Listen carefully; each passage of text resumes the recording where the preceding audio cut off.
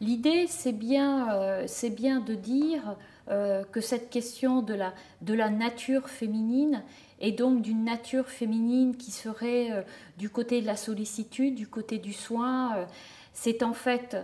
pas une question de nature, mais c'est une question de construction, c'est une question d'histoire. Ça tient à la manière dont on a assigné les femmes à l'espace familial, à l'espace privé. Et donc, effectivement, ce qui est intéressant, c'est de voir comment cette question de la sollicitude, comment ces questions de pratique de soins, on peut tout à fait justement les penser autrement. Hors finalement de la question de l'appartenance sexuée. Et on pourrait tout à fait prendre un exemple issu par exemple de la Bible, je pense à l'allégorie du bon samaritain, le bon samaritain qui est précisément celui qui va exercer sa sollicitude, c'est justement un homme. Et de la même manière, on sait très bien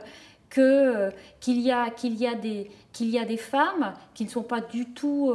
portée vers la maternité. La question de l'instinct maternel, on sait bien que c'est quelque chose de très construit, de très social aussi parfois, de très porté par les assignations sociales. Et puis, on a aussi le devoir de promouvoir une société qui brouille les identités, parce qu'un certain brouillage des identités, c'est aussi de la liberté donnée aux individus, de la liberté dans les jeux, pourrait-on dire, de rôle. On est dans une société où on pense de plus en plus la place des pères du côté d'un rapport aux soins. Mais en même temps, la réalité est quand même tout autre, parce que si l'on reprend effectivement un certain nombre de statistiques et un certain nombre de réalités sociales, on sait bien que la double journée, cette fameuse double journée qui concerne à la fois finalement un travail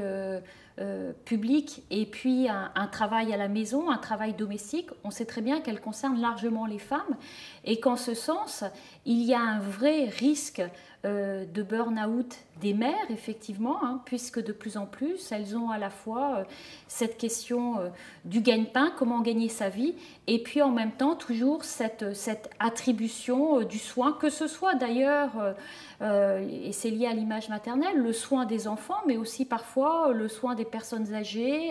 Il y a quand même là toute une tâche qui est en général accomplie par les femmes et qui peut mener au burn-out, d'autant plus que la société vraiment attribue toujours cette question du soin aux femmes. On voit bien qu'en ce qui concerne les petits-enfants, on sait très bien que quand on met un petit enfant, par exemple, dans une crèche, on sait très bien que tout de suite, le personnel de la crèche va pas s'adresser du tout de la même manière au père et à la mère de l'enfant et va attendre de la mère finalement des types d'attention qu'il n'attendra pas du père. Donc il y a bien de ce point de vue-là une véritable pression sur les mères et je crois une fatigue qui est effectivement énorme et qui peut vraiment mener à des troubles importants, à de la dépression, à beaucoup de symptômes. Et donc effectivement, par rapport à cette, on pourrait dire à cette scène hein, qui est quand même de plus en plus fréquente dans un certain nombre de pays justement dits développés et dits pourtant démocratiques, eh bien il faudrait pouvoir penser une sorte de répartition des tâches de soins. Déjà à l'intérieur du couple, il faudrait pouvoir penser peut-être une sorte de subversion des places, de telle sorte que finalement chacun puisse assumer sa part de soins, de telle sorte que chacun puisse assumer aussi un rapport, je dirais, moins stressant au travail. Ce qui suppose, à mon avis, une véritable prise de conscience de la société, mais ce qui suppose aussi une autre politique. Et j'en donnerai deux exemples de la possibilité de cette autre politique. Ce serait d'une part, à mon avis, une véritable valorisation du congé parental, d'un congé parental long, en termes de valorisation financière, et qui ferait que si ce congé parental était vraiment valorisé, il serait bien sûr pris par les femmes, mais petit à petit dans la société, je crois qu'il y aurait aussi des hommes qui justement aimeraient bénéficier de ce congé parce que précisément il serait valorisé et deviendrait une valeur dans la société. Et puis ça supposerait aussi bien évidemment toute une réorganisation du monde du travail, de ce que l'on peut appeler l'aspect néolibéral du travail, hein, qui fait qu'on est de plus en plus finalement tenu à une certaine productibilité, à une certaine rentabilité, toute la figure de l'homo economicus qui est étendue à toutes les sphères de vie, y compris aux sphères privées. Et donc il faudrait pouvoir vraiment réorganiser le monde du travail de telle sorte que les individus, hommes comme femmes, eh bien, puissent justement assurer, s'ils le souhaitent, un certain nombre de tâches de soins. Donc c'est vraiment de grande ampleur cette histoire-là. Il y a quelques années, ma fille aînée avait décidé de faire une œuvre d'art dans sa chambre. Et donc on l'avait laissé faire et je l'avais laissé faire. Et puis elle m'a appelée quand cette œuvre d'art a été réalisée.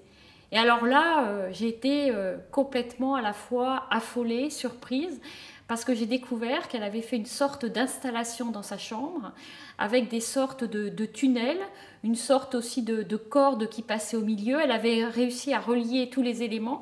C'était à la fois très beau, mais c'était à la fois effrayant parce que je ne pouvais plus rentrer dans sa chambre. Et là, j'ai exercé mon autorité parentale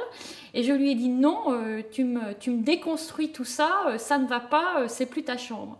Et après, je m'en suis beaucoup voulu parce que je pense que j'ai un peu exercé finalement mon abus de mère parce que ce que produisait ma fille ne correspondait sans doute pas à ce que j'attendais. Donc ça, et en même temps, elle avait manifesté dans ce qu'elle avait fait, je dirais, une grande puissance et une grande force et sur un temps très court.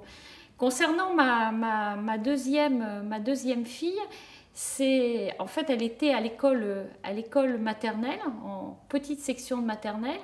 Et puis j'étais en train de travailler chez moi et l'école, enfin le personnel de l'école m'appelle et me dit votre fille a très très mal aux oreilles, elle est très rouge, ça ne va plus, elle crie, il faut que vous veniez la chercher. Bon, j'étais dans un texte de philosophie, j'avais pas vraiment envie d'aller la chercher, mais donc j'y suis allée, mais en me disant quand même cet enfant n'a jamais mal aux oreilles, c'est quand même très curieux. J'arrive à l'école, donc je la vois là au milieu à la fois des institutrices, des assistantes maternelles, toutes préoccupées de cet enfant qui était très rouge. Donc je la récupère, on sort de l'école et à peine avait-on franchi les escaliers de l'école qu'elle se met à chanter. Et là, je lui dis, mais qu'est-ce qui se passe, tu chantes? Mais oui, parce qu'en fait, je voulais sortir de l'école, mais j'étais pas malade.